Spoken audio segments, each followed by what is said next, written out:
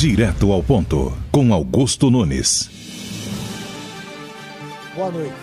Neste momento, o programa Direto ao Ponto começa a ser transmitido ao vivo para todo o Brasil pelas emissoras afiliadas à rede Jovem Pan News, pelo canal Jovem Pan News no YouTube, no Facebook e no Twitter e pelo aplicativo Panflix. Hoje, a bancada de entrevistadores é formada pela jornalista Paula Leal, editora do site da revista Oeste, pelo jornalista Vitor Brown, apresentador de Os Pingos nos Is aqui na Jovem Pan, pelo jornalista Érico Oyama, repórter político do portal Jota, e pelo cientista político Alberto Carlos Almeida, colunista da revista Veja.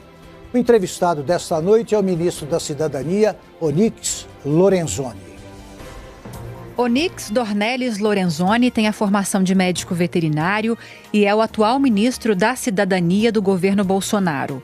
Gaúcho e filiado ao Partido Democratas, Lorenzoni foi 2 vezes eleito como deputado estadual no Rio Grande do Sul e está no 5º mandato de deputado federal. O deputado se licenciou do cargo no Legislativo para embarcar no Executivo. O ministro é conhecido como um parlamentar combativo. Fez parte das comissões parlamentares mistas de inquérito dos Correios e da Petrobras. Ele também foi relator do projeto para transformar as 10 medidas contra a corrupção propostas pelo Ministério Público em lei. Ministro Onyx Lorenzoni, muito obrigado, e antes de tudo, pela aceitação do convite para conversar conosco pela próxima 1h30. Onyx, eu pergunto para começar o seguinte: toda vez que sai uma conversa sobre reforma do Ministério, mudanças do Ministério, seu nome aparece como um dos possíveis ex-ministros para o dia seguinte. Como mostrou a nossa apresentação, você continua ministro e está aqui. A que você atribui essa insistência da imprensa e de redes sociais em noticiar o que não acontece? Bom, Augusto, primeiro é uma honra estar aqui, né? Obrigado a todos vocês, né? Vamos conversar apaixonadamente sobre o nosso país, né? E trabalhar com a verdade o tempo todo, né? Bom, primeiro dizer que eu acho que isso se deve exatamente pela marca que eu tenho, né? De ser um sujeito combativo. A lealdade para mim é um valor absoluto, né? E que eu não me afasto dela. A minha lealdade ao presidente Bolsonaro, né, é firme e forte. E, bom, eu estava lá atrás, né, quando ninguém acreditava, né. Nós comentamos um pouco antes, né, em maio de 2017, eu renunciei à Secretaria-Geral do DEM, né, e fui falar com o presidente da época, o senador Agripino, e disse a ele, né, que eu ia apoiar o capitão Bolsonaro, né. E aí ele me disse que, escuta, tu tá maluco, né? Eu disse, não, eu cansei do que tá aí, eu cansei de tudo que eu assisti aqueles anos todos na política. Eu queria alguém que fosse honesto, que fosse verdadeiro, que eu pudesse confiar. E eu confiava no capitão, eu tive a honra de ser líder dele em 2007, quando eu liderei o DEM naquela transição de PFL para DEM, né? Eu brinco que eu sou do velho PFL, né?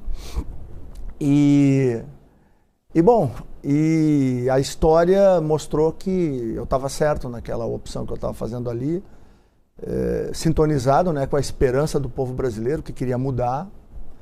O presidente veio, né, com a proposta de João 8,32, né, e a verdade eu acho que surpreendeu a todos, né, as pessoas achavam, e muitos ainda achavam e acham ainda, que pode distorcer a verdade, que pode enganar as pessoas, né. A verdade é um valor muito forte para a sociedade brasileira. E ela buscava isso, e encontrou isso no sujeito simples, né, às vezes rude, né, mas verdadeiro, que se chama Jair Bolsonaro. E bom, daí fizemos a campanha, começamos, no primeiro almoço que eu fiz na minha casa, tinham 5 parlamentares, o dono da casa que era eu, o Jair Bolsonaro, o Eduardo e mais 2, né, que nos ajudaram, né, que era o Jorginho Melo, né, que hoje é senador. Eduardo? Era o Eduardo Bolsonaro e eu. Bolsonaro. Nós tínhamos convidado 20, né? Foram mais 2, né? Foi o delegado Helder Mauro foi o hoje senador Jorginho Melo, né? Claro, depois com o trabalho, nós acabamos chegando em julho de 2018 com mais de 130 deputados, né, que já estavam apoiando, na época, já o capitão. E, bom, depois veio a campanha, o segundo turno, a montagem do governo. Eu tive a honra de ser ministro da transição. Casa Civil, né? Depois da Casa Civil. Depois montamos o governo, depois fomos para a Casa Civil. Da Casa Civil a gente acabou indo para o Cidadania. Bom, eu acredito muito em Deus, eu tenho muita fé. E acho que a saída para a Cidadania meio que cumpriu aquilo que estava lá no programa de governo, né, que era o caminho para a prosperidade. Né? Seria um governo constitucional, né, rule of law, um governo eficiente, isso a gente provou em 2019, com todas as transformações que a gente fez no Brasil. Faltava o fraterno, que era o outro eixo do programa de governo. Né? E aí 2020, com a pandemia, permitiu que a gente mostrasse o quão fraterno podia ser o governo do presidente Bolsonaro, com auxílio emergencial chegando a 69 milhões de brasileiros. Nós vamos conversar sobre isso, claro, bastante no programa, mas eu insisto nisso. De onde vêm os rumores sobre a sua possível saída, Ulisses? Bom, aí é assim, né? Como a gente tem uma grande experiência, né? Por exemplo, 4 presidentes tentaram aprovar a reforma da Previdência. Tinham bases gigantescas. Alberto sabe do que eu estou falando, né? Diziam, não, mas o governo não tem base. Nós aprovamos a reforma da Previdência. Né? E aí eu participei muito ativamente daquela construção, né, para que isso acontecesse. Então, talvez pelo meu conhecimento da história do parlamento, pelas minhas relações, pela minha leitura política, os nossos inimigos querem te devolver. Querem me tirar de perto do capitão. Mas não vão tirar porque a gente tem uma relação de muita amizade, de muita lealdade. Ele sabe que pode confiar em mim, eu sei que eu posso confiar nele. E eu não estou atrás de poder, né? Eu estou atrás de servir o Brasil. Então, nós todos estamos nessa. Então, eu estou tranquilo e eu não me preocupo com isso, não.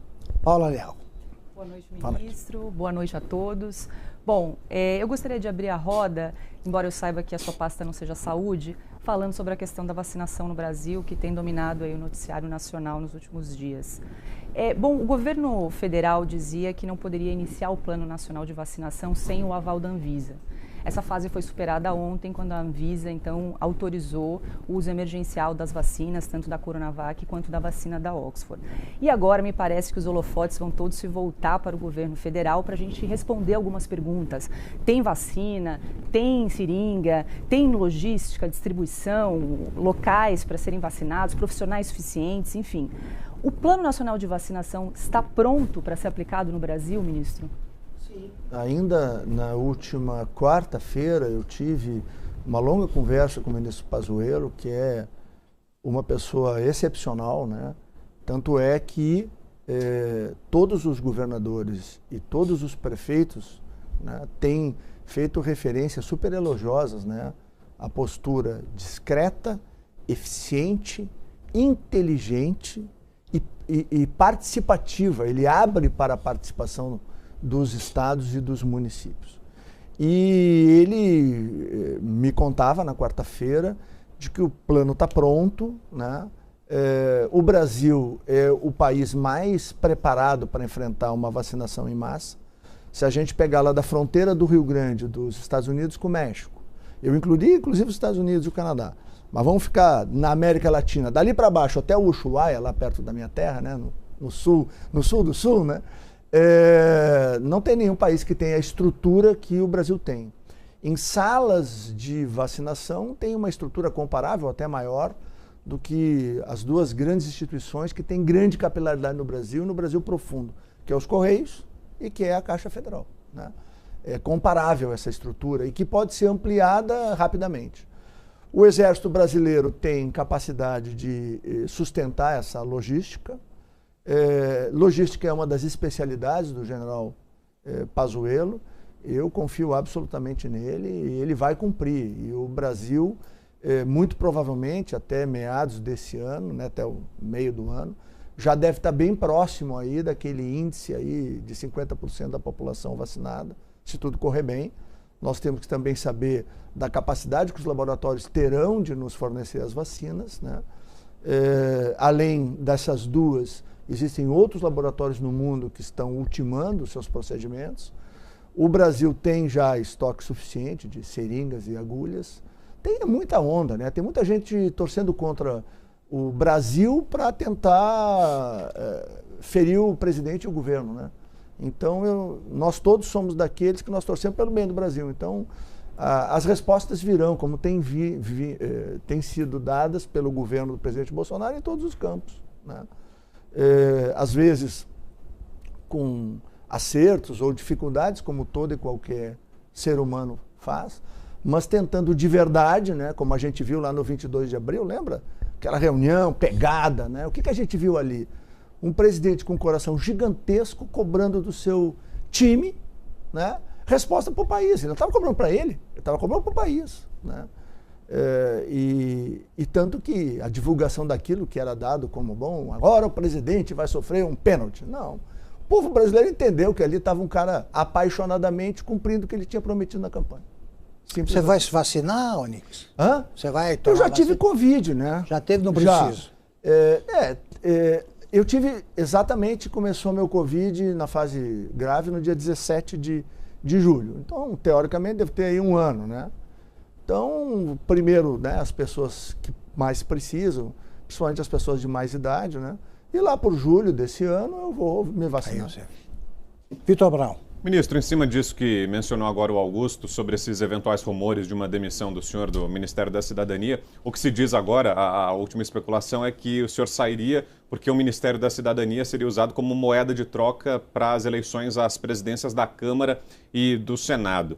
Por que é tão cobiçada essa pasta? Por que se fala tanto a respeito disso? O que faz exatamente o Ministério da Cidadania e que desperta esse interesse todo? E o senhor agora disse que é bastante leal e isso fica provado pelo histórico do senhor e da aliança histórica com Bolsonaro desde antes da eleição. É muito leal ao presidente. O senhor aceitaria deixar o Ministério para ocupar algum outro posto no governo, caso isso fizesse bem para a articulação política do governo? Bom, eu tenho com o presidente Bolsonaro um compromisso de fazer o projeto de Brasil que nós sonhamos, que nós representamos junto com 57 milhões de brasileiros e brasileiras, dar certo.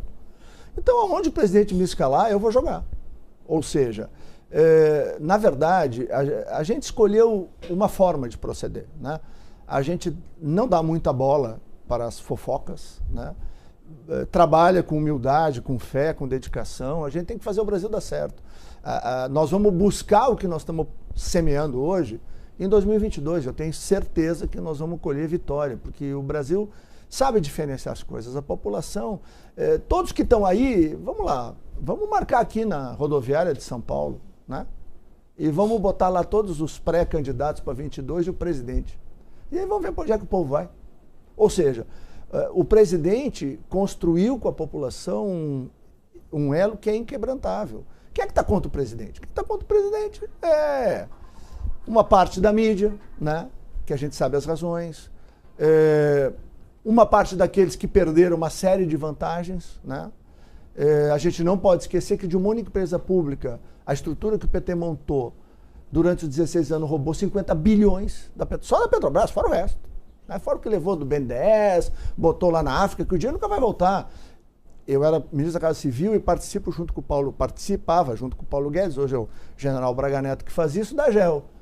Em agosto do ano passado, acho que foi, agosto do ano passado, o Paulo Guedes e eu assinamos a autorização de 452 milhões de dinheiro dos brasileiros, Vitor, que foi para pagar o juro da dívida dos 17 bilhões de dólares que o PT mandou para a África, por exemplo, através do Odebrecht.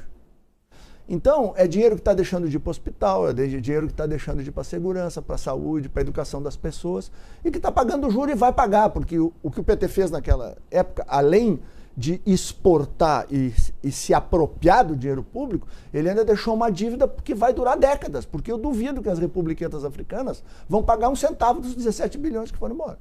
Esse é o ponto. Então, eu tenho muita tranquilidade, o presidente faz um governo de todas as reuniões que ele faz com a gente, o que ele diz? Nós temos uma missão, a nossa missão é servir o Brasil e transformar o Brasil. E é isso que a gente luta incessantemente. Podem falar, podem bater, pode criar intriga, ninguém vai nos dividir. O governo conseguiu montar um time, que é o time Bolsonaro, e esse time joga junto, e se a gente trocar de posição, a camiseta que ele me der, eu vou jogar. Se é de zagueiro, eu dou bico para fora da área, se é de centroavante, eu tento fazer gol, se eu estou na meia cancha, eu espalho o jogo. Aonde ele me escalar, eu vou estar. Érico Oyama. Ministro, boa noite a todos. Ministro, na primeira resposta o senhor pincelou o que foi o auxílio emergencial, mas acho que o que todo mundo quer saber, o que será do auxílio emergencial, se é que será. A expectativa desde a população mais carente até os investidores, setor de serviço e comércio, uma vez que o auxílio ajudou muito a movimentar a economia ao longo de 2020. Então eu queria saber do senhor como que o governo trabalha para resolver essa pressão em torno da continuidade do auxílio emergencial, se vai ter uma continuidade parcial, pelo menos ao longo do primeiro trimestre, com as dificuldades do coronavírus, ou se o governo trabalha para fortalecer e mudar o quadro do Bolsa Família. Bom, primeiro, né, lembrar que por 9 meses, né, o governo aplicou, através do Ministério da Cidadania, numa parceria com a Dataprev e com a Caixa, que vão os elogios, tanto a Dataprev, que se atualizou e se desenvolveu admiravelmente, quanto a Caixa, né, que foram parceiros fundamentais para que aquela proposta do presidente, com o apoio do Congresso Nacional, chegasse na casa das pessoas. E não foi só dinheiro para as pessoas se alimentarem, se vestirem, comprarem remédio, que era importante. Muitas pessoas usaram este recurso para criar uma nova forma de atividade, né? Então, nós fizemos lá no Ministério da Cidadania uma busca dessas pessoas e encontramos em vários estados da federação uma moça lá que estava se formando em farmácia, e aí ela começou a fazer bolo, comprou uma máquina profissional, e no fim da história ela tinha tanto talento, né? Tá lá no site do Ministério, tem o filme da SECOM também, que ela já não sabia mais, né, se ela ia ser farmacêutica ou ia ser uma boleira, né? Porque ela se apaixonou, né? Por exemplo, eu sou veterinário e me tornei um ótimo cozinheiro, entendeu? Mas estas coisas aconteceram. Pessoas lá que melhoraram a sua horta, outras pessoas que qualificaram o seu negócio, compraram alguma máquina, né? Então, o brasileiro tem isso, né? Essa coisa admirável de fazer do limão a limonada, né? Está no meio da dificuldade e ele acha uma nova forma de sustentar a sua família e tal. Bom, então, o auxílio foi muito importante, nós atendemos 69 milhões de pessoas. De onde saiu o dinheiro, Nick? Do orçamento, né? Não, então, mas de onde? Porque você achava que no Brasil não tinha, né, dinheiro. E se atribui a queda dos juros, né? Algumas pessoas atribuem a queda dos juros essa verba que foi utilizada para a distribuição do auxílio emergencial. É isso mesmo ou não? Não só isso, que foi inesperado, Augusto, né? Por quê? Porque em 2019 nós literalmente botamos a casa em ordem, né? Lembrar, nós cortamos 20 mil cargos em comissões dos 120 mil que o Brasil tem. Ainda tem 100 mil, né? Quase 60 mil só no MEC. Universidades Públicas Federais e as IFs, né? Institutos Federais. Por outro lado, pela primeira vez na série histórica de quase 10 anos, nós terminamos 2019, que tinha um déficit previsto de 123 bilhões, com um déficit de 80 e poucos bilhões, ou seja, nós usamos uma parte dos recursos obtidos, tanto do ajuste do governo, da redução do juro e também do próprio PPI, né? O PPI, que é o Programa de Parceria de Investimentos, em 2019 trouxe $500 bilhão para o Brasil de investimentos. Pouca gente fala disso. Perfeito. É muito dinheiro. São investimentos que estão ocorreram em 2020, ocorrerão em 2021, ou seja, pelos próximos 10 anos, fora royalties e impostos, só o dinheiro que chegou da contratação, né, do investimento e também dos bônus, né? Mas desculpe, eu interrompi a resposta ao Érico Oyama. Então, a gente literalmente colocou a casa em ordem o ano passado, diminuímos os níveis hierárquicos de gestão, acabou a roubalheira. Isso é importante. Ou seja, esse é um governo onde nós vamos aí superando a casa dos 2 anos, né? Vamos caminhar para 25 meses de governo, sem um caso de corrupção, e vai continuar. O presidente sempre isso. Então, voltando a essa questão do auxílio emergencial, foram 9 meses de um super esforço que foi feito, né? A economia vem respondendo. Se tu pega lá, agronegócio, cresceu admiravelmente. Os maiores recordes históricos. Bom, a maior venda de grãos da história do Brasil foi em maio, em plena pandemia, com as cidades fechadas, né? todos os portos brasileiros, o ministro Tarcísio coordena esse trabalho, os que trabalham com exportação, eles tiveram em média de 5% a 12%, alguns chegaram a 15%, de faturamento superior ao 2019. Aí tu vai lá na venda de diesel, 40% a mais. Aí tu vai máquina agrícola. Aí tu vai no varejo, alimentos, roupas, linha branca. Todo mundo cresceu e cresceu muito. Nós estávamos comentando antes aqui de começar, 40% a mais de emissão de nota fiscal eletrônica. Ou seja, o Brasil fez assim, né? O ministro Paulo Guedes fala e o Roberto Campos Neto fala da resposta em V. Né? Foi e voltou. Então agora nós vamos trabalhar nessa saída, né? Teve aquele valor de R$300, que foi um amortecedor, né? Saindo daquela situação de maior apoio. O presidente deve autorizar, né, que a gente possa mostrar o novo Bolsa. O novo Bolsa vem para proteger aí 14,5 milhões de famílias. É Bolsa Família, não tem por que mudar.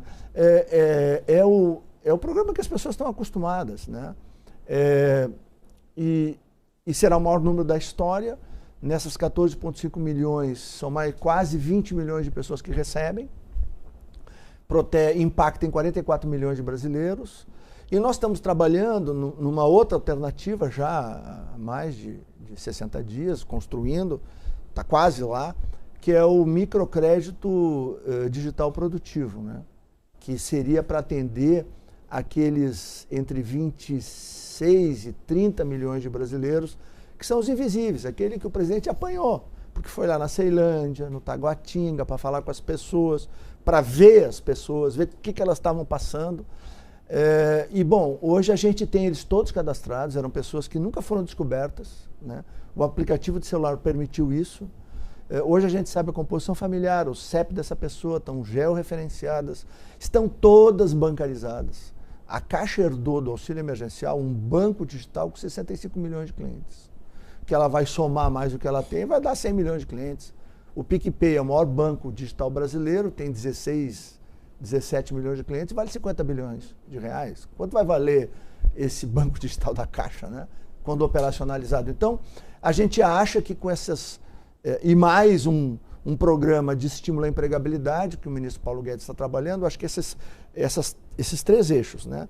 Um Bolsa Família que corrige as distorções e que trabalha pela empregabilidade, pela promoção das pessoas e traz o mérito para o programa, a gente acresce o microcrédito produtivo, então vai permitir, por exemplo, que uma pessoa possa buscar até R$1.000, comprar uma máquina, repor o seu estoque para retornar à sua atividade econômica.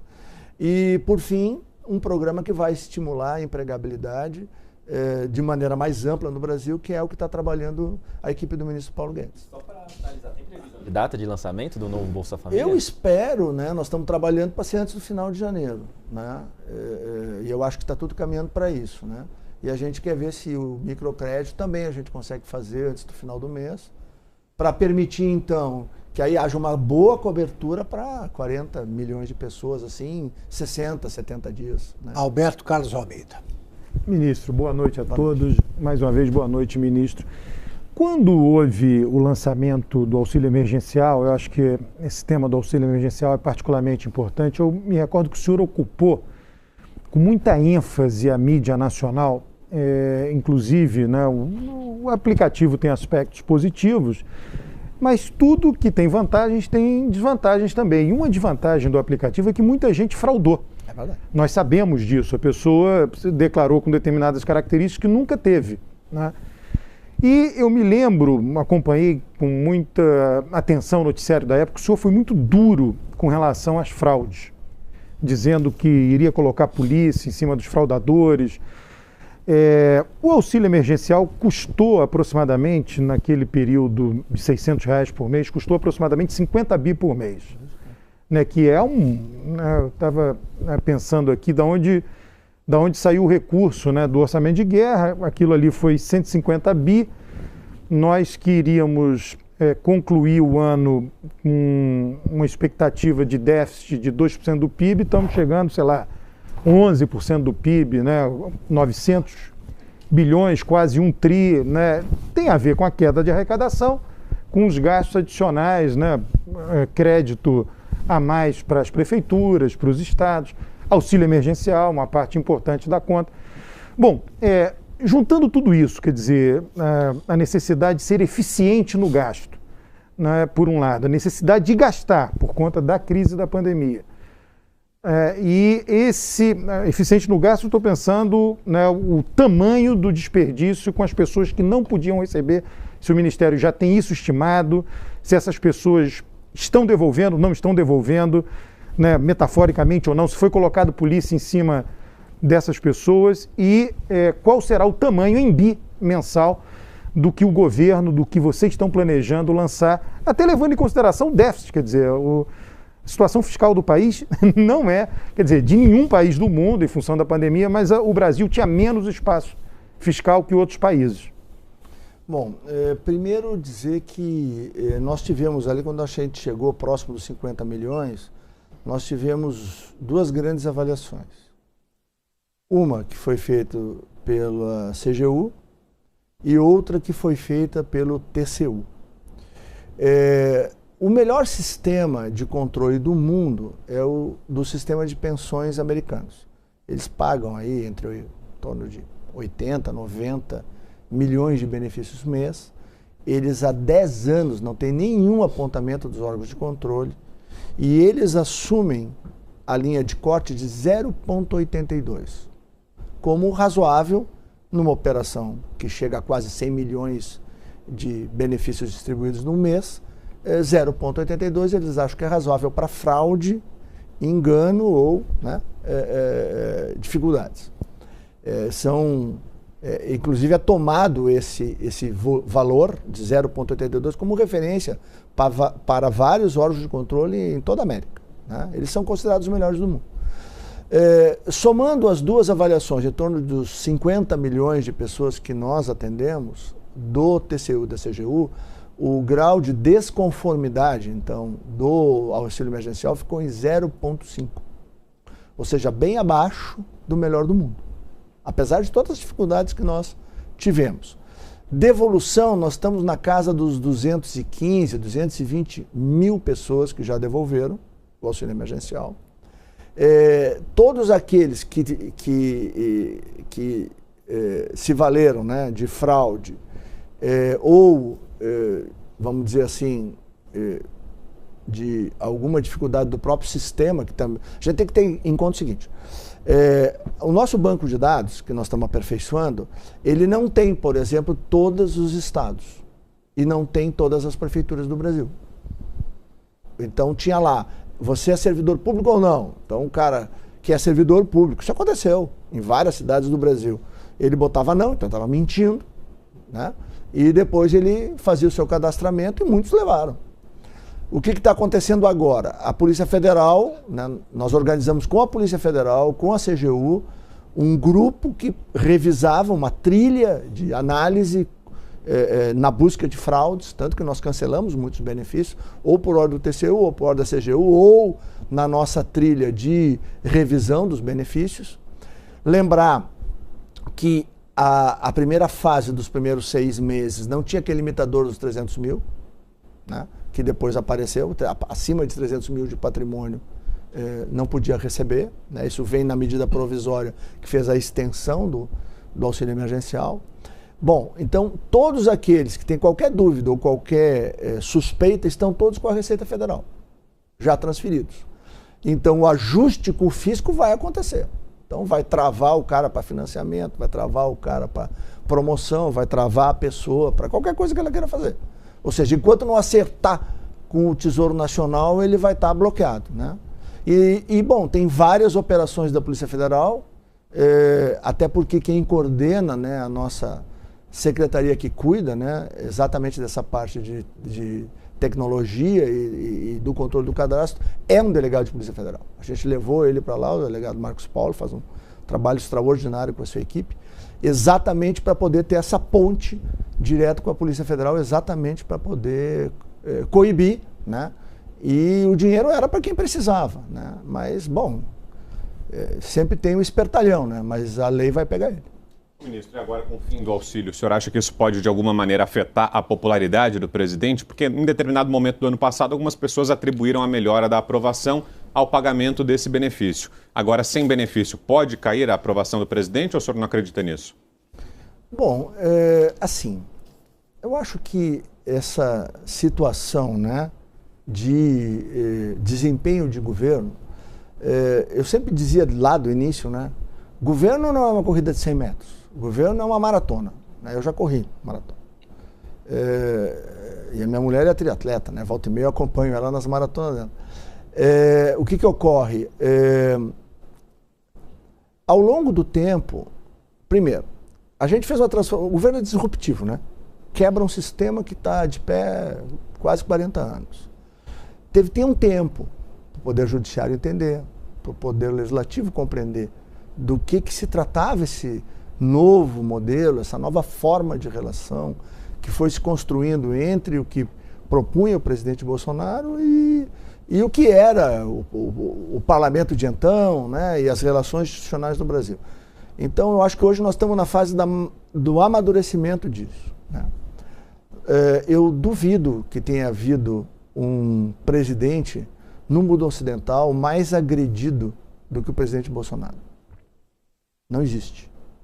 Ele, nesse quesito, ele é imbatível. Mas por que tem essa conexão, né, com a população? Por causa que ele é muito verdadeiro, né? E a população compreendeu isso. A população sabe diferenciar perfeitamente o que é ataque gratuito daquilo que está sendo feito. Então a gente tem tranquilidade em cima disso, a gente sabe que o nosso ajuste de contas é o ano que vem com a população. Por isso que a gente trabalha com humildade, com fé, com dedicação, a gente não dá muita bola para as fofocas da mídia, né? Em muitos momentos tentaram jogar ministros um contra o outro, fazer né, muitas ondas, né, tentando desagregar, desarrumar o governo, né? Mas nunca conseguiram e não vão conseguir. A gente realmente sabe que a gente tem um propósito. Propósito de transformar o país, fazer os brasileiros viver melhor, superar gargalos históricos, né? Tu olha, por exemplo, para o parlamento. Eu ajudei a fazer a regularização fundiária, né? Ela é essencial, por exemplo, para a Amazônia inteira. Como é que tu responsabiliza alguém que derrubou uma árvore ou está fazendo uma queimada se aquela terra não tem dono? Né? Então, a gente tem que se lembrar que na Amazônia tem 25 milhões de brasileiros e brasileiras que vivem sobre o solo mais rico do planeta. Mas a maioria absoluta é pobre, é vulnerável. Então precisa dar consequência a isso.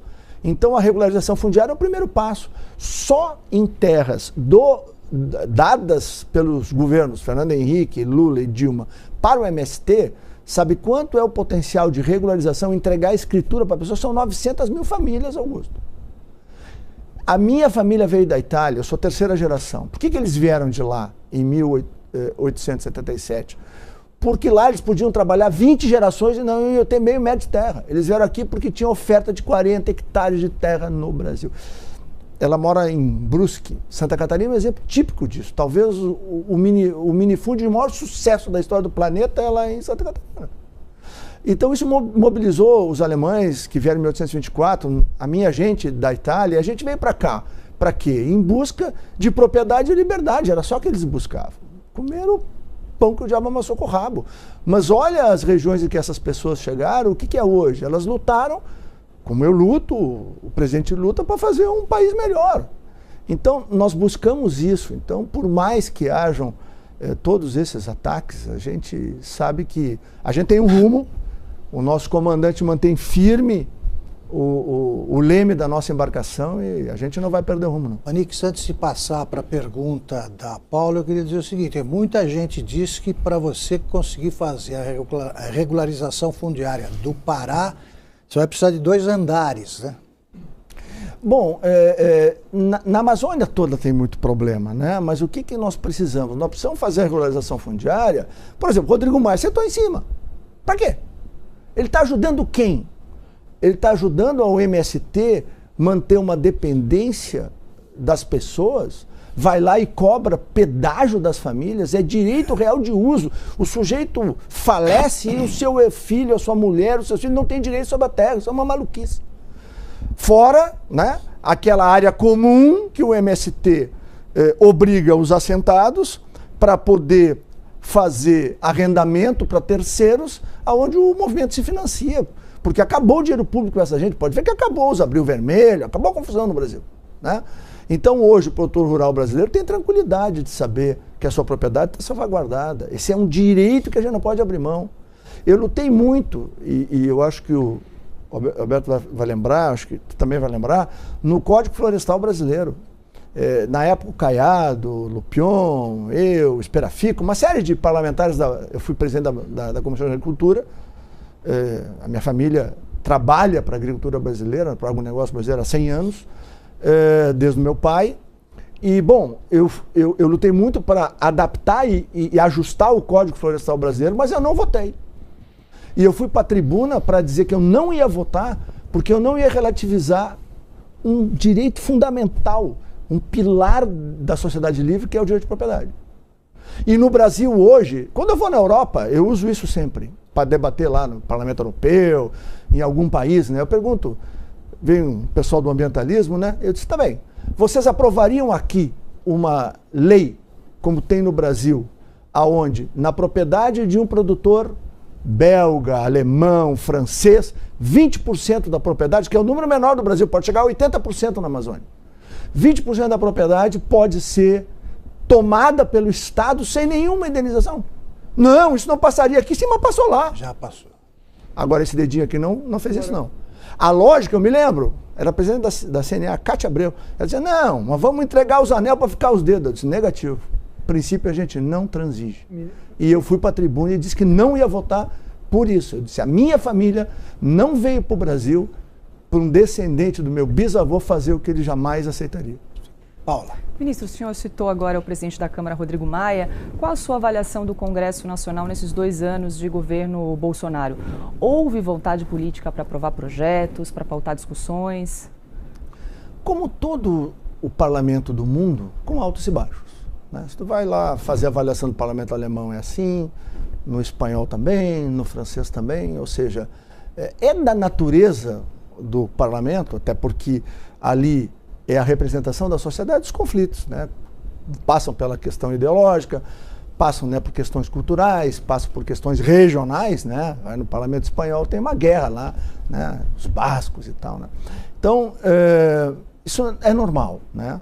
A gente sabia que não seria fácil, né, a nossa vida, por conta dessa ruptura que a gente fez com o modelo anterior.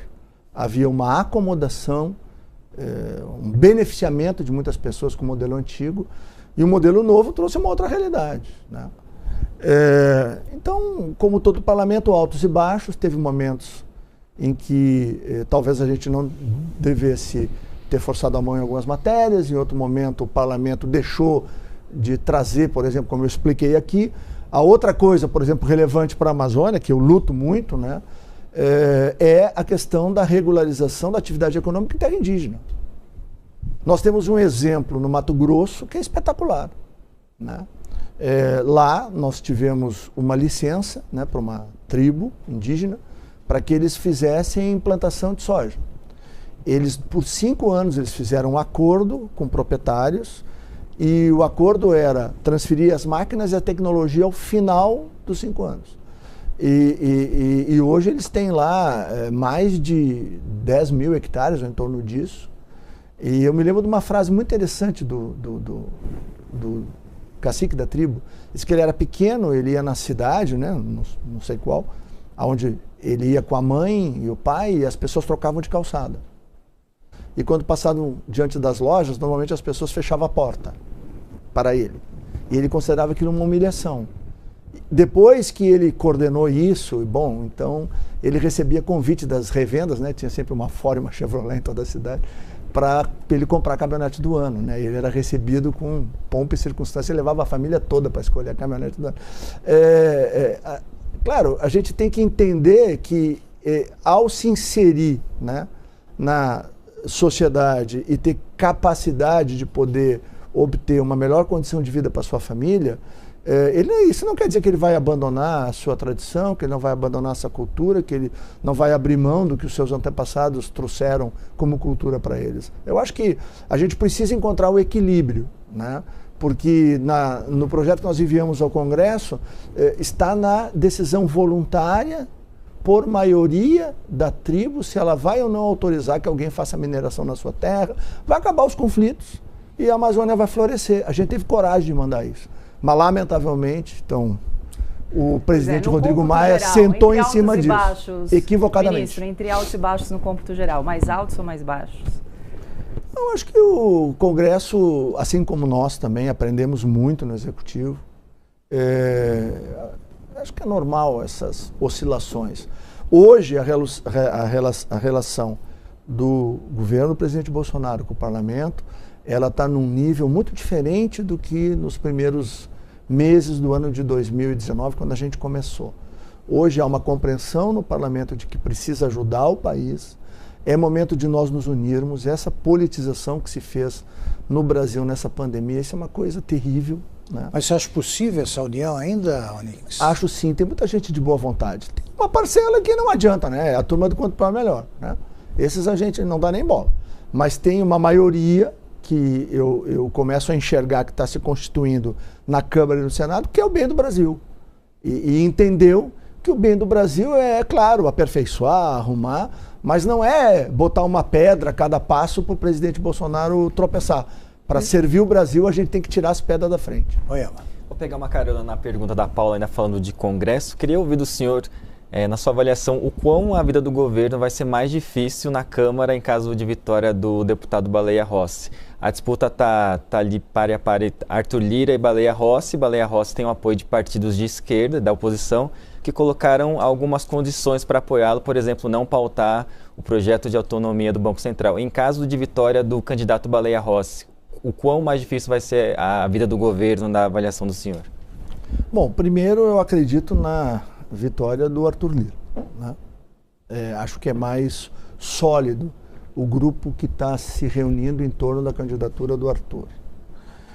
Assim como acredito que o Rodrigo Pacheco ganha e ganha bem o Senado, né? Então, nós vamos continuar, ou nós vamos melhorar ainda mais a instabilidade institucional. Isso não quer dizer que o parlamento, através das oposições, não vai exercer o seu direito de modificar, de propor, de questionar. Aliás, isso é desejável. O presidente Bolsonaro vem sendo agredido de uma forma quase irracional, né, por setores da imprensa. Qual é o jornalista que o presidente processou? É acusado de autoritário? É acusado de antidemocrático? Poderia, tem o direito legal de fazer? Ele fez? Não fez. E tem gente que diz barbaridades, sabe? Né? Eu que sou italiano, né, e gaúcho, às vezes eu tenho vontade, né? Mas, claro, não, a gente sabe que não pode passar essa fronteira, né? A gente tem que ter a humildade de entender que isso é do processo democrático. Nós tivemos o direito de fazer isso quando Lula e quando a Dilma estavam no poder, e nós temos que saber que as pessoas que pensam diferente da gente, a gente tem que aceitar, né? Nós temos que vencer o debate com a população, né? E que é isso que a gente está fazendo, né? E eu acredito que, vamos lá, na hipótese que eu não acredito que vai acontecer, eu vou me licenciar para votar no Arthur, assim como a Tereza, né? Meu próprio partido, acho que a maioria absoluta vai votar no Arthur, não vai votar no Baleia, né? Será uma grande derrota para o deputado Rodrigo Maia, né? Porque não é possível que o DEM... Eu vou lembrar de Jorge Bornhausen, outubro de 2002, reuniu o partido e disse: seremos oposição ao governo Lula. O primeiro discurso que eu fiz aqui já foi sentando poente, porque eu sabia, eu escrevi 5 livros, eu sabia quem era o PT. Eu enfrento o PT em Porto Alegre desde 1988.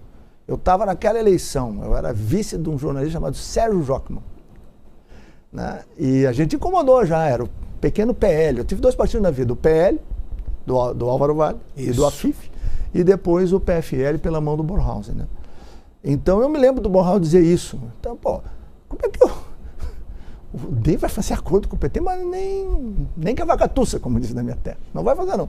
Alberto. Pegar o gancho, eu ia pegar o da Paula, né? E de novo, aqui, as duas perguntas, quer dizer, o senhor ministro está aí criticando, digamos, hoje no parlamento, a figura mais proeminente do seu próprio partido. Pode fazer acordo, pode ser que vá a acordo com o PT, não vá. Hoje a grande questão é o seguinte, todo mundo que está prometendo, quantos votos entrega? O senhor falou, acabou de falar isso aí. Acho que o DEM não vai ter. Ninguém tem certeza de nada, o voto é secreto. Agora, criou-se a versão, né, que o Centrão está mais unido em torno do Arthur Lira. Arthur Lira está sendo cacifado politicamente pelo Centrão, que neste caso não inclui o DEM, não inclui o MDB, claro, porque Baleia Rossi é do partido, não inclui o PSDB. Tá? E aí eu junto com uma questão que o Augusto levantou, quer dizer, politicamente, agora não é pessoalmente, é falando politicamente, a situação do DEM no Ministério, partido do senhor. Né? Diante disso tudo que está acontecendo, uma coisa é o Senado, a gente sabe que o Senado é outro mundo. Né? Estamos falando da Câmara, o senhor vem da Câmara, a carreira do senhor é de deputado. Então, como é que fica? Aí é sustentação política, não é lealdade pessoal, né? Isso tudo a gente... A política não é um problema para quem hoje não pertence ao Centrão, caso Arthur Lira seja o vencedor? Bom, primeiro dizer o seguinte, no caso do Democratas, o Democratas sempre deu liberdade aos seus membros para que cada um tomasse a sua decisão de acordo com aquilo que acreditava ser melhor. Nós fechamos questões que eu me lembre raríssimas vezes, né? Então o DEM sempre foi um partido e o PFL, né, que sempre prezou a liberdade de seus parlamentares. Fui liderei 63 deputados federais, eu sei, hoje não tem nenhuma bancada desse tamanho, né? Eu sei o quanto é complexo isso, né?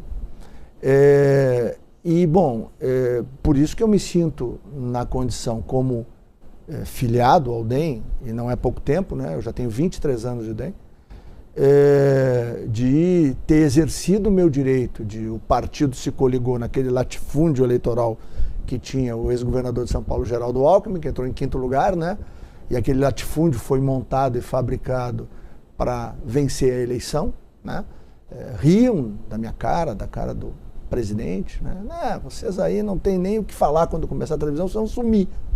A gente não sumiu, né? Com 7 segundos de televisão. Por quê? Aquilo que eu disse, a verdade é um valor para o povo brasileiro. O povo brasileiro queria isso. E tem um presidente verdadeiro, né? Se a gente quisesse a solução dos problemas do Brasil, é só voltar nos programas, aliás, que eram muito bem feitos, do ex-candidato Geraldo Alckmin. Lá tinha solução todo dia para a saúde, para a educação, para a segurança. Maravilhosas soluções. Mas nunca vi fazer em lugar nenhum, né? Só vi ali. Então as pessoas estavam cansadas daquilo. Elas queriam, né, alguém verdadeiro, né, que elas pudessem confiar. E foi esse o grande link que se constituiu na eleição e que fez a gente só crescer. E, bom, e é o que sustenta o presidente hoje. Agora, voltando para a questão parlamentar. Eu acredito que o Arthur ganha a eleição. Por isso que eu já expliquei. Agora, em qualquer circunstância, a maturidade, o amadurecimento do parlamento e do poder executivo e o entendimento que a sociedade brasileira quer um caminho de crescimento e de desenvolvimento, e todos nós temos responsabilidade na pandemia, todos nós temos que fazer o Brasil sair dessa circunstância. Isso não é mérito do A, do B ou do C. Todos nós, como brasileiros, temos que nos esforçar para superar um momento dificílimo. Ninguém sabia lidar com isso no mundo. E o Brasil hoje tem um dos maiores índices de cura da doença do planeta. O Brasil atendeu de maneira eficiente a sua população. Esses 69 milhões de pessoas significam mais da metade da população brasileira impactada positivamente pelo auxílio emergencial. O Brasil não teve nenhum problema logístico. Tudo funcionou, porto, aeroporto, supermercado, abastecimento de combustível, energia, né? Ou seja, aquilo que o governo tinha que fazer foi feito. Outros países não tiveram essa felicidade e essa aventura. Nós conseguimos. Então, o parlamentar olha isso. O parlamentar vai na sua base, Como eu fui para Maragogi um dia, botei chinelo de dedo, uma bermuda, óculos escuros, um boné e máscara. E fui pro meio da praça. Aí conversei com um, conversei com outro, conversei com outro, conversei com outro. E as pessoas dizem assim, na hora que nós mais precisamos, Bolsonaro veio. E ajudou. E aí eu comecei a fazer uma enquete ali. Você é fulano, tal. Eu só me identifiquei no final, aí tirei boné, mas aí foi muito bacana isso. Mas o que acontece? Eu fui para perceber as pessoas. E as pessoas estão absolutamente conscientes. E eu disse, o que o senhor acha? Disse, não, mas agora já começou o movimento. Também não dá para o presidente manter a gente o resto da vida. Né? Isso eu ouvi de gente simples do interior do Alagoas, entendeu? Então, eu acho que o Brasil entendeu.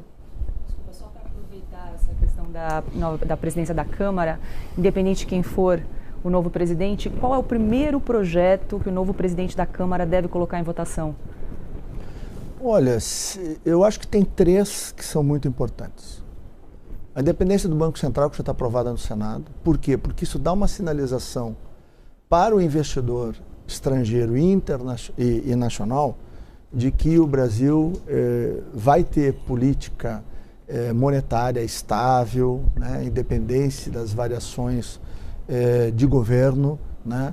Isso traz ainda mais interesse para o Brasil. Eu participei de vários roadshows no ano passado. Por exemplo, no início de 2019, ainda não tinha nenhum player para ferrogrão. Ferrogrão é uma ferrovia vital para o Brasil. O ministro Tarcísio vem fazendo um belíssimo trabalho. Ela vai sair lá do meio, né, do Centro-Oeste, vai até o Pará. São 953 quilômetros de ferrovia. É um investimento de 3,1 bilhões de dólares. São 60 anos de concessão, quer dizer, é vigoroso. No final de 2019, se não houvesse a pandemia, teria sido feito esse ano. Vai ser feito agora, provavelmente no início do segundo semestre desse ano. Hoje a gente sabe que árabes, russos e chineses vão, como dizem na minha terra, se carnear, né, para ver quem é que fica com a ferrogrão. Ou seja, tem um tal grau de importância, porque isso vai impactar e vai corrigir um dos grandes problemas brasileiros. Nós somos o país que melhor produz grão da porteira para dentro. Nós, com o plantio direto, somos o país que menos usa defensivo químico do planeta, né? O que menos contamina nascente de água, o que menos prejudica o subsolo. Agora eu fiquei sabendo, tem uma empresa lá do meu estado, vai lançar uma máquina que ela vai fazer, vai borrifar, faz a leitura, olha onde chega a tecnologia, faz a leitura do que é o soja e onde é que está o inso. E o veneno vai só no inso. Reduz em 90% a aplicação de defensivos agrícolas. Então, assim, o que nos falta é logística, porque quando sai da porteira, aí é 30%, 40% a mais. Os americanos, por exemplo, no meio oeste americano, eu vi isso lá no Missouri, eles, além de ter silos em todas as propriedades, então o produtor de grão americano, ele produz, armazena e vai para o computador. E fica esperando. A hora que subir, ele aperta o botão. Enquanto não chegar no preço que ele quer, não aperta o botão. O produtor brasileiro não tem essa condição. Nós estamos trabalhando para... A ministra Tereza, que também faz um excelente trabalho, ela vem trabalhando para aumentar o volume, né, de silos privados no Brasil, porque isso dá um poder de negociação para o produtor espetacular. E o nosso outro gargalo é a logística. E a Ferrogrão vai nos ajudar admiravelmente. Hoje, quando nós assumimos o governo, nós tínhamos em torno de 14%, né, ou 12% de malha ferroviária no Brasil. Quando terminar o governo, se der tudo certo, nós vamos estar para mais de 25%. Esses são os projetos prioritários e as reformas? Bom, o Banco Central Independente, eu derivei do assunto.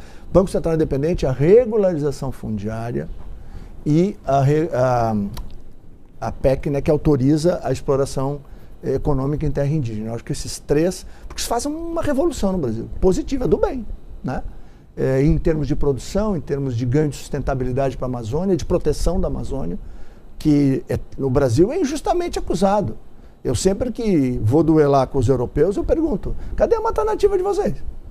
Onde é que está? Né? Vai na Holanda, eles dão, meio palmo da linha d'água e sai plantando. Meio palmo. Aqui, né? Área de proteção disso, área de proteção daquilo. O boi não pode tomar água, tem que cercar a beira da água, né? e pedir autorização do meio ambiente para poder um animal tomar água. Então, o Brasil tem hoje uma das legislações mais rígidas do meio ambiente, que nós precisamos recuperar isso com equilíbrio para que o Brasil tenha competitividade. Então as quantas reformas, ministro, não são absolutamente prioritárias? Eu digo para o Paulo Guedes uma coisa. Às vezes, lá vem ele de novo, né? Eu gosto muito do professor Paulo Guedes. Nós somos daqueles que, sei eu, há 20 ou 30 anos atrás, era dos raros liberais assumidos, né? Ele na economia ou na política, nós nos encontrávamos nos seminários, né? Nos congressos, para defender, né, as teses que ele hoje defende e tenta aplicar no governo, e eu também. Então eu sou um parceiro, né, de primeira hora do ministro Paulo Guedes. Eu digo para ele: Paulo, a gente sonha em fazer uma reforma tributária que resolva a vida de todo o país. Eu disse, na composição atual que a gente tem do Parlamento Brasileiro, se a gente fizer uma reforma que simplifique os impostos federais, que a gente possa fazer, mesmo que um indicativo de redução, faz aí uma década de decrescente, 0,2 por ano, vai baixando aos pouquinhos para a economia se ajustar, para o Estado também poder suportar. Eu acho que deixa para um outro momento, estados e municípios, eu acho que ela tem capacidade de ser aprovada. A simplificação, porque hoje, Augusto, quando a gente sai do Brasil para vender o Brasil, né, e eu fiz isso junto com o Tarcísio, junto com o Bento, junto com a Tereza, junto com o Gilson, né, da Embratur, hoje ministro do Turismo, o grande problema para o investidor estrangeiro é entender o nosso sistema tributário. Não dá para entender. Não dá. Eles ficam doidos nas reuniões. A gente tenta explicar, mas é muito complexo. Então, se a gente puder simplificar a legislação federal tributária, já era uma bênção, né? Para atrair ainda mais investimento para cá. Eu sou daqueles que eu sou nacionalista de fins. Ou seja, né? Eu quero que o brasileiro tenha emprego. Agora, se a fábrica é de um Lorenzoni, é de um Schmidt, para mim não faz a menor diferença, né? O que nós precisamos ter no Brasil é investimento, é emprego, é o brasileiro vivendo melhor. Ministro, posso? Sim. E a Ford, diante dessa última frase do senhor? Né? Eu vi lá o argumento do subsídio. Né? A Ford, o setor automobilístico inteiro, até 1 ano, 2 anos atrás, quando tinha subsídio, era da ordem de 5 bi por ano. A Zona Franca de Manaus, 5 vezes maior. Né? Não teria mais lógica tirar o subsídio da Zona Franca de Manaus, que é maior do que... Porque esse não foi mexido, está lá. Né? E esse é a maquiladora ao contrário, você importa para vender para o país. Todas as maquiladoras do mundo, você produz no país, monta e vende para fora, que é o caso do mexicano. O Brasil subsidia a maquiladora ao contrário. Faz sentido o subsídio da Zona Franca de Manaus? Bom, diante do que aconteceu com a Ford? Vamos lá, o subsídio existe há quantas décadas? Quando ele começou, era uma política para poder atrair. Eu acho que hoje permite-se fazer uma discussão, né? Na questão da Ford, né? Esse é um mundo muito complexo, né? O Brasil, num dado momento, precisou, né, desses empregos. Então eu não posso, né, criticar lá no passado quem buscou esse tipo de investimento, porque ele levou subsídios, é verdade, mas por outro lado, o que ele gerou de emprego, o que ele gerou de impostos, o que ele gerou, né, de tecnologia, de transferência de tecnologia para o país. Então, é difícil a gente poder competir com um país que construiu um sistema tributário que ele é absolutamente insano, né? Nós fomos fazendo, ao longo da história, construindo um sistema que racionalmente nenhum de nós aceitaria propor ou aceitaria fazer, né? Não, vamos fazer do zero, vamos fazer esse manicômio tributário que é o Brasil. Ninguém ia fazer isso, mas nós fizemos. Então é um erro do nosso país que nós precisamos gradualmente corrigir. É pelo que você está dizendo, essa reforma é a primeira, a tributária, e as outras podem esperar. Isso é a minha opinião pessoal, né? Eu acredito que o que é mais... Depois que nós fizemos a previdenciária, que era fundamental para o Brasil ter futuro, né? E a gente, pelos próximos 20, 30 anos, não precisa mais falar sobre a questão previdenciária, e isso para um país latino-americano já é um avanço extraordinário, junto com as práticas de gestão que a gente vem a cada ano ampliando as nossas acreditações junto ao CDE. O Brasil hoje é o país não membro que tem o maior volume de acreditações junto ao CDE, que reúne os 36 países mais desenvolvido, com as melhores práticas de gestão e de controle para as suas populações. Então, o Brasil está num caminho virtuoso, né? E, por outro lado, a reforma tributária, se ela ficasse... e aí tem que ser um grande acordo, né? Eu acho que o professor Paulo Guedes pode ajudar a construir isso com a nova mesa da Câmara e com a nova mesa do Senado, no sentido de fazer uma reforma que pegue os impostos federais, simplifique, sinalize uma redução ao longo da próxima década, pode ser, porque isso teria dois efeitos. Primeiro, o simplificador, que isso já é um avanço extraordinário. E a lógica de que esse é um país que, com o passar do tempo, os impostos vão caindo e vão pesando menos. Eu gosto daquela lógica de que governo rico, país pobre. Governo pobre, sociedade rica. Eu quero esse.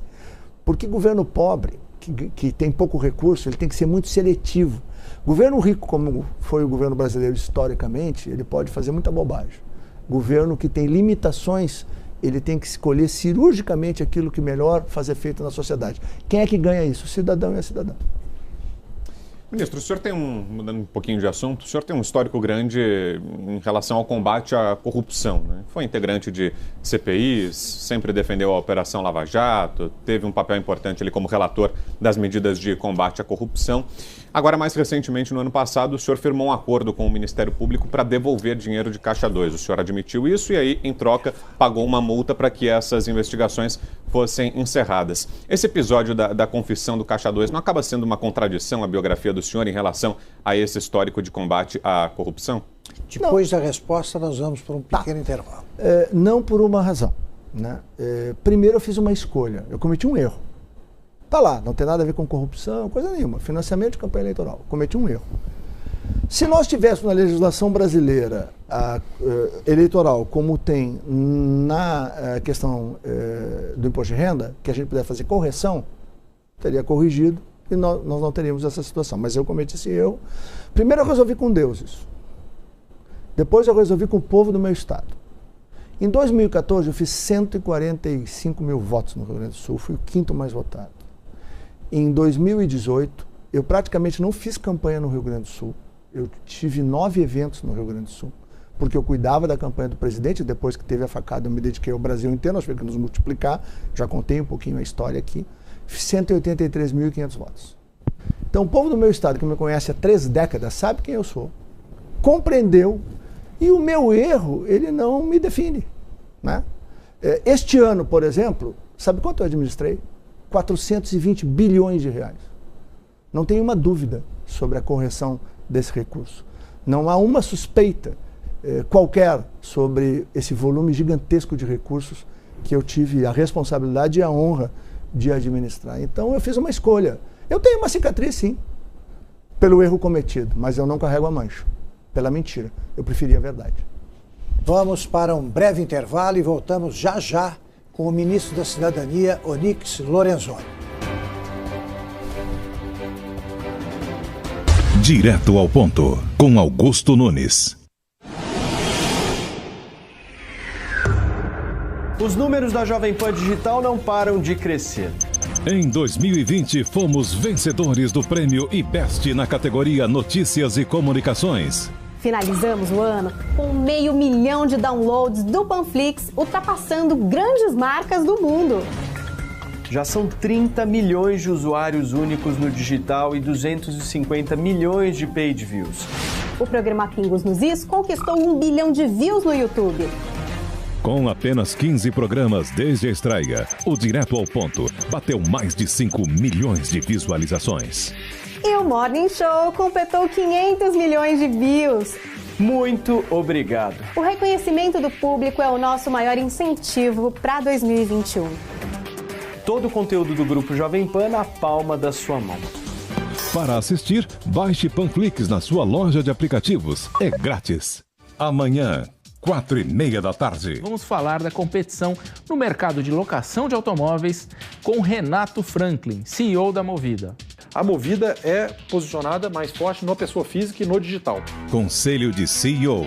Para assistir, baixe agora Panflix na sua loja de aplicativos. É grátis. Olá, tudo bem? Eu sou a Kalina Sabino e quero te fazer um convite para deixar as suas tardes com mais informação. Acompanhe o Jovem Pan agora.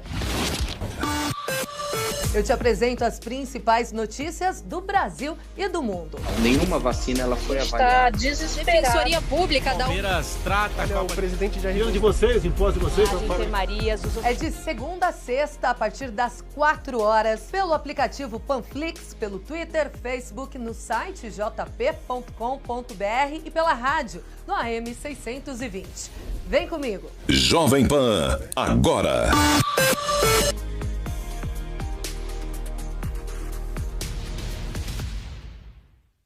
Direto ao ponto, com Augusto Nunes.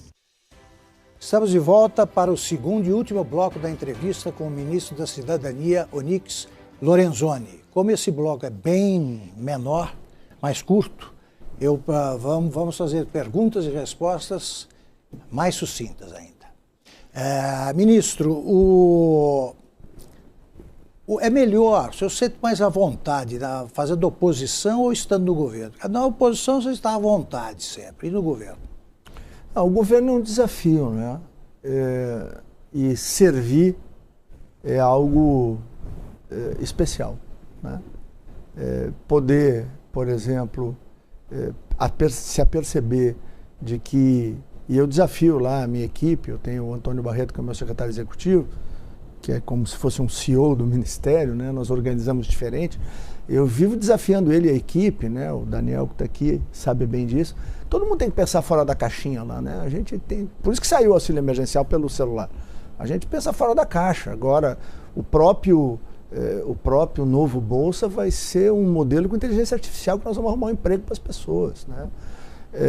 Então, é muito desafiador, né? Na Casa Civil, né, organizar o centro de governo, poder fazer com que o governo tivesse, a equipe fosse harmônica, né, se sentisse como num time. São coisas diferentes, né? Lá era uma coordenação, como faz hoje brilhantemente o general Braga Neto, né, e competentemente. O Ministério Finalístico, como é o Cidadania, ele te empurra para o encontro da população, tu vai ao encontro dela, né? E é muito gratificante, né? Tu vê a política pública transformando a vida das pessoas. Érico. Ministro, o senhor falou que o novo Bolsa Família deve sair ou pode sair até o fim de janeiro, ou seja, antes da votação do orçamento. E o senhor também elencou como reforma prioritária a tributária, não a administrativa nem a PEC emergencial. Da onde que viria os recursos para esse novo Bolsa Família, e o governo não conta com a aprovação da emergencial e da administrativa para custear esse novo programa social? Bom, a minha turma é muito competente, todo mundo pensa fora da caixa, e nós fizemos caber um novo Bolsa que modifica completamente a lógica do programa dentro dos 35 bilhões 850 milhões que o orçamento nos reserva para 21. Quando eu apresentei para o Paulo Guedes, tu não vai pedir dinheiro? Eu disse, não. Nós já fizemos tudo que a gente podia em 2020. Eu tenho consciência que nós não pedimos um centavo a mais em nenhum programa do Ministério da Cidadania, exatamente para poder fazer o quê? Para poder compensar, o Roberto falou disso corretamente. Nós fomos, vamos dizer assim, um aprofundamento fiscal aí, que não tem espaço para inventar, tem espaço para a gente ser criativo e poder fazer um programa diferente, mais direcionado, porque o governo Bolsonaro, o presidente ganhou a eleição, né, contra o modelo da pescaria de voto, né, que o PT fez, trazendo as pessoas dependentes, né. Tem 5 milhões de famílias que ganham menos de R$80 no bolso. Então não é possível manter-se isso. Então nós vamos, nesse ano a gente regulariza isso, né, e vai para um modelo de promoção, de emancipação das pessoas. A parceria que a gente fez com a Fiesp agora vai ter um piloto em Santos. Eu volto em março a Santos para ver. A perspectiva é empregar, dentro dos próximos 3, 4 meses, 500 pessoas em Santos. A maioria do Bolsa Família, exatamente porque nós vamos dar garantia para as famílias que saiu, foi para o emprego, tem qualquer problema, volta para o programa. Não é como hoje que o cara vai para a fila, né? O ticket mínimo vai ser de R$200? Vai ser superior a R$200. Nós estamos trabalhando nisso. Deve ser entre 200 e 202, 203. Paula e Alberto. Ministro, fazendo uma análise política do cenário hoje, quem seria o maior adversário do governo Bolsonaro nas eleições de 2022? Hoje? Hoje.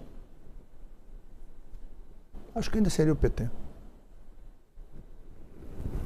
Ainda seria o PT. Posso dar um exemplo?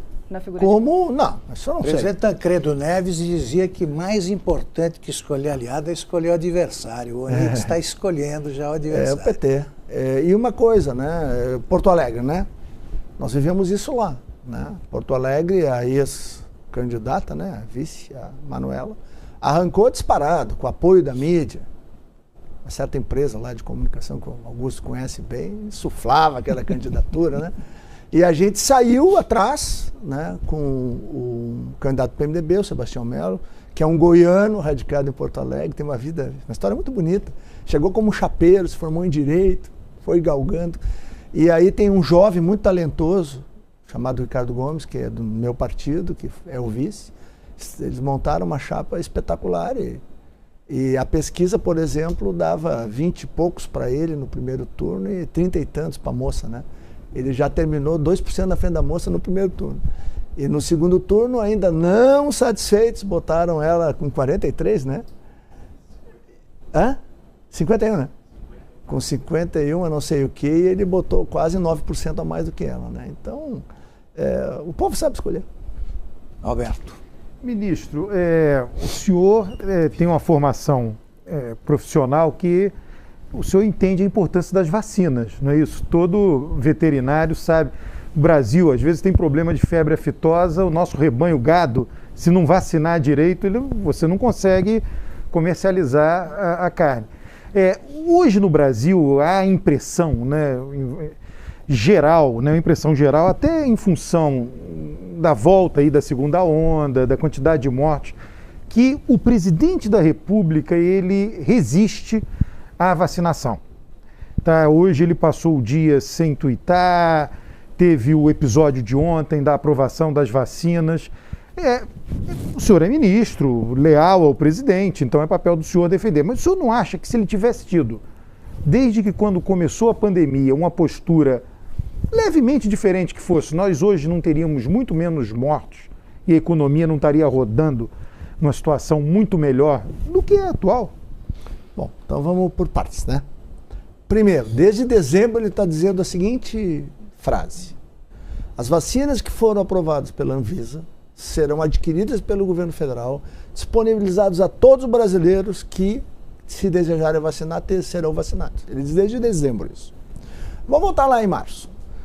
O presidente Bolsonaro foi o primeiro líder mundial a ter coragem de dizer o seguinte: nós precisamos ter equilíbrio entre cuidar da vida, cuidar das pessoas, e não faltou dinheiro para estados e municípios. Aliás, tem alguns, inclusive, com mais de uma operação da Polícia Federal por desvio de dinheiro da saúde na pandemia. Então, dinheiro não faltou. Está aí o governador do Amazonas dizendo e agradecendo ao presidente e ao governo todo o apoio e todos os recursos que foram direcionados para o estado do Amazonas. O presidente dizia o seguinte: a vida, ela não pode prescindir da saúde e da atividade econômica. Tem que ter equilíbrio. Nós tivemos, por 2 meses, mais de 3 mil municípios brasileiros completamente fechados sem ter o caso de Covid. Faltava o quê? A racionalidade. Faltava o equilíbrio. E se a gente for analisar a América Latina, pega de novo, lá do Rio Grande até o Ushuaia, fome, miséria e desemprego mata mais do que qualquer doença. Pode analisar os últimos 20 anos. Me mostra uma doença que matou mais do que isso. Se alguém tem alguma dúvida, vá a Roraima, como eu fui, porque como ministro da Casa Civil e depois, agora, como ministro da Cidadania, nós ajudamos, na Casa Civil coordena, e na Cidadania nós ajudamos na Operação Acolhida. O que tu ouve dos venezuelanos? Que primeiro eles tinham que ir para o lixo dividir com os cães. E por fim eles comeram os cães, porque não tem comida. Então, os relatos que a gente ouve são chocantes das pessoas. Então a preocupação do presidente era essa, ter equilíbrio. Faltou dinheiro para algum estado, algum município para trabalhar? Não. Só para ter uma ideia, eu passei hoje, liguei mais de uma vez para o ministro Bruno Dantas, ele deve estar em algum deslocamento, não consegui falar com ele, do TCU, porque nós temos da assistência social 27 milhões empossados em Manaus, que foi o dinheiro, eles não conseguiram gastar. O prefeito anterior não gastou, agora entrou um prefeito novo. Então eu estou pedindo para que ele, com base na extensão do decreto de calamidade do ministro Lewandowski, que ele autorize o redirecionamento desses recursos que Manaus está precisando. Tem 27 milhões no caixa da prefeitura que não pode usar.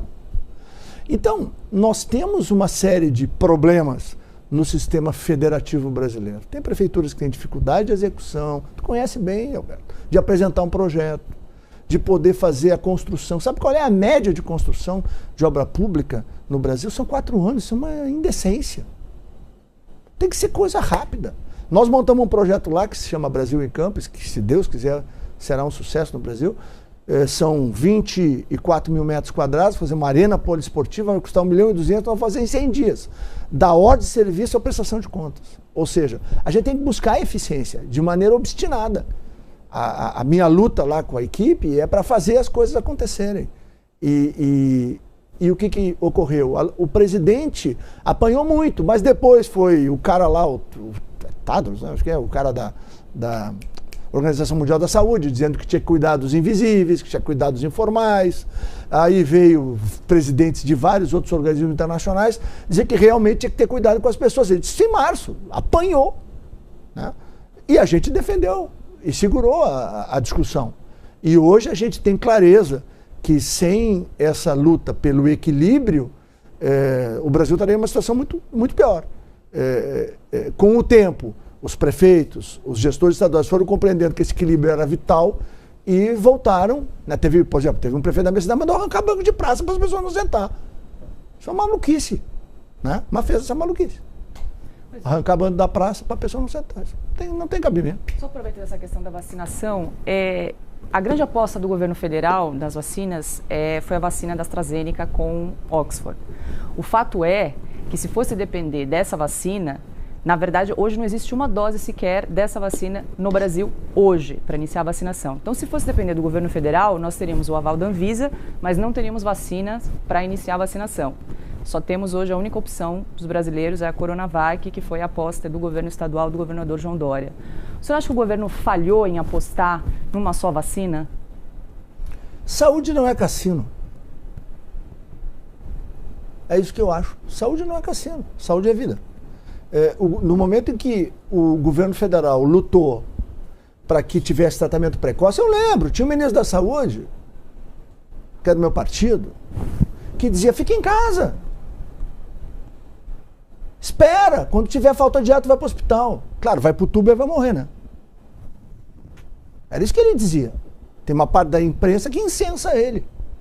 Mas ele foi picado pela mosca azul, ficou arrogante, ficou prepotente, né?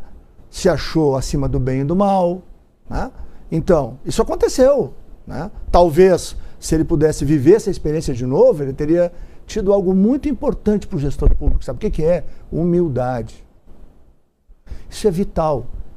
E a gente pode criticar o que quiser do presidente Bolsonaro. Agora, o Bolsonaro é um cara humilde. O ministro, o senhor está falando aí sobre um ex-colega, que é o Luiz Henrique Mandetta, ex-ministro da Saúde. Queria saber a opinião do senhor em relação a outro ex-colega, o ex-ministro Sérgio Moro. Acha que ele poderia ser um bom candidato à presidência ou não? Ele acabou sofrendo desse mesmo fenômeno que o senhor narrou agora em relação ao Mandetta. O doutor Sérgio Moro foi um bom juiz e um juiz muito importante para o Brasil enquanto esteve no judiciário. Ponto. Considera respondida a pergunta? Quer saber mais, Paulo? Pode perguntar. Eu estou curioso para saber o seguinte, quando chega a vacina, então? Exato, o fato é que assim, não, porque eu acho que o que poderia ter acontecido, enfim, era trazer as doses de vacina para cá e esperar o ok da Anvisa. Isso, acho que não tem discussão, ninguém vai aplicar a vacina antes do ok da Anvisa. Mas por que isso não foi feito? Agora nós temos uma questão com a Índia, 2 milhões de doses paradas, e se fosse depender hoje, a situação atual do governo federal, nós teríamos aval da Anvisa e não teríamos vacina. Bom, vamos lá. Primeiro, até agora, os insumos, como nós já falamos aqui, os países estão corretamente, produtores estão preferindo vacinar suas populações primeiramente. Né? Eu, por exemplo, tenho uma expectativa muito positiva sobre a Sputnik V. Por quê? Ela foi desenvolvida por uma tecnologia assemelhada à da de Oxford, assemelhada à da vacina chinesa, por um instituto, o Gamalai, que é do século XIX, está entre os 3 melhores do mundo. Né? Bom, Hoje, essa vacina, inclusive, deverá ser produzida no Brasil por uma empresa brasileira. Então, dentro de mais um mês, eu acho que nós vamos ter uma gama de alternativas espetacular, né? Tem a vacina da Pfizer, que usa uma tecnologia que ainda não é experimentada, né? A gente tem que também esperar, exige dos países que assinem um documento isentando o laboratório de qualquer problema. Como o Roberto falou, eu, como veterinário, trabalhei durante um longo tempo com uma distribuidora de vacinas. Quando a gente vendia uma vacina de carbúnculo, uma vacina de aftose, davam, até por uma aplicação, dava caroço nos animais, nós tínhamos que fazer uma peritagem, porque se a responsabilidade fosse nossa, que isso aconteceu, nós tínhamos que indenizar o proprietário. Então, né, esse vendedor está pedindo para os países para dizer que a responsabilidade não é dele, é do país. E daí? Como é que faz? Então, é um momento muito difícil, né? Mas eu acho que essa declaração do presidente, que é desde dezembro, de que o que tivesse de vacina aprovado pela Anvisa, ele iria comprar, como de fato, se não me falha a memória, a medida provisória dos 20 bilhões, ela é de dezembro, do ministro Paulo Guedes, já mostrando que o dinheiro estava separado para comprar o que tivesse de vacina. Eu acredito que o Brasil, que tem uma grande tradição no uso de vacinas, deve, com o sistema brasileiro, conseguir, até o meio do ano, passar a casa da metade da população. Eu tenho essa expectativa firme.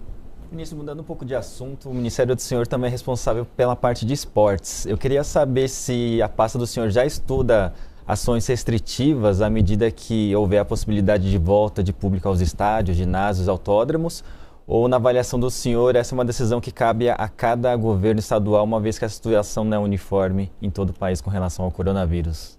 Bom, primeiro, eu acredito que essa é uma decisão local, né?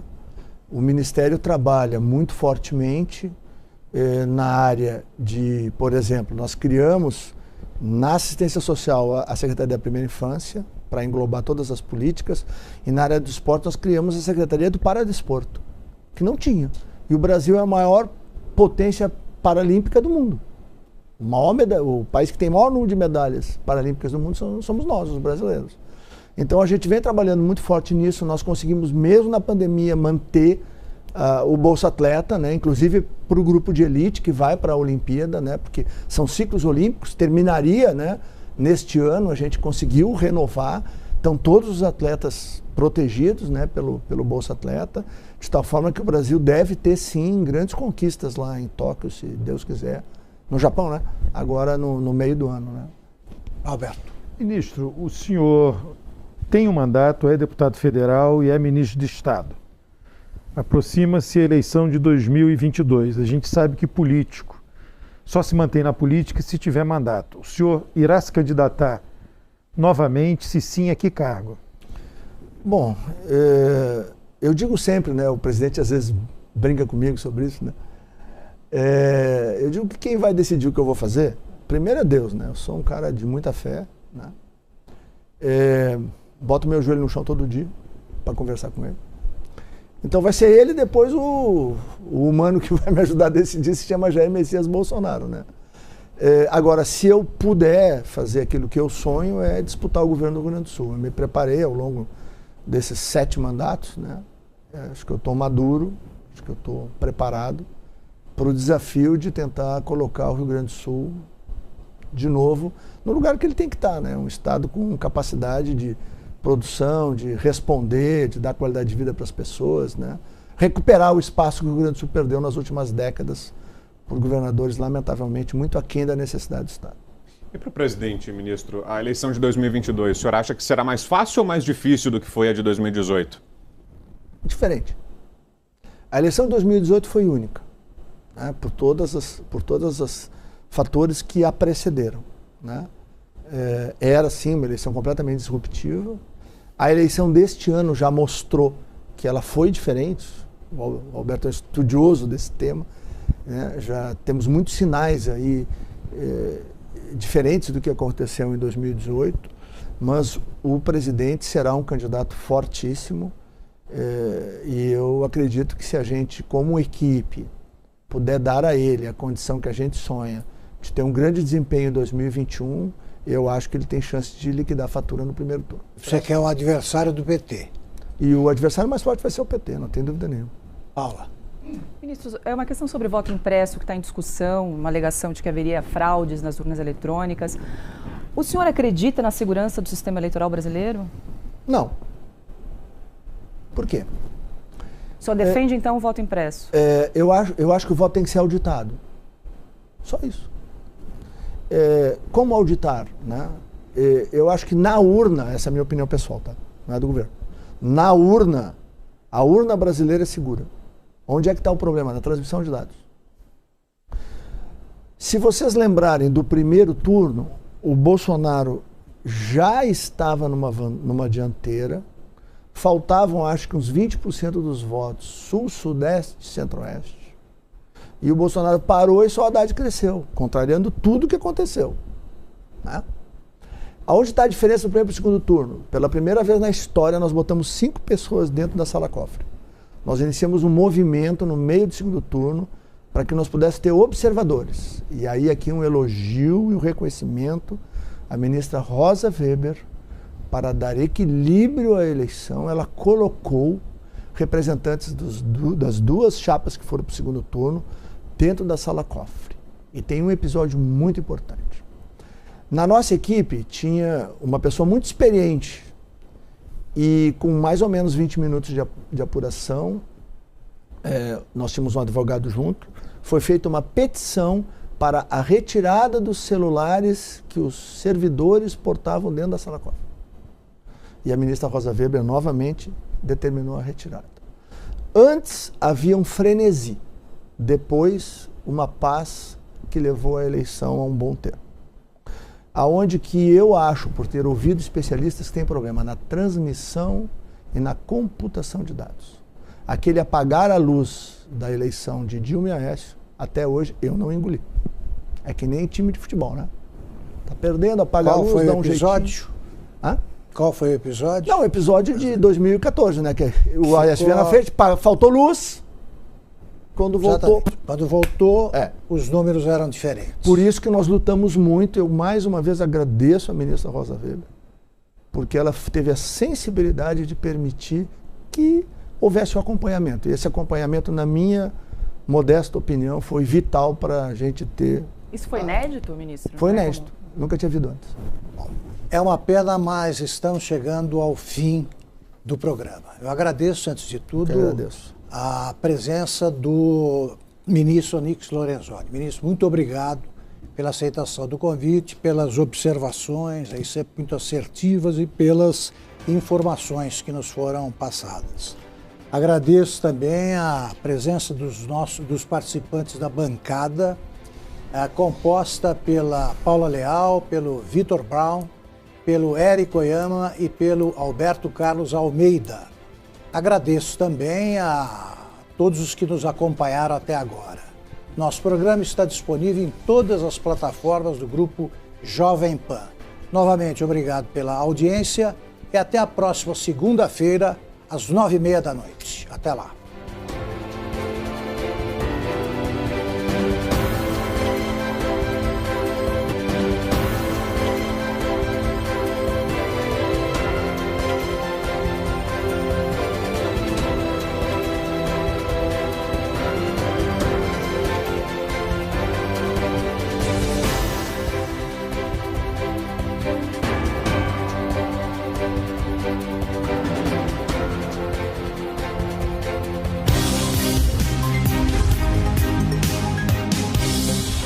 Direto ao ponto, com Augusto Nunes.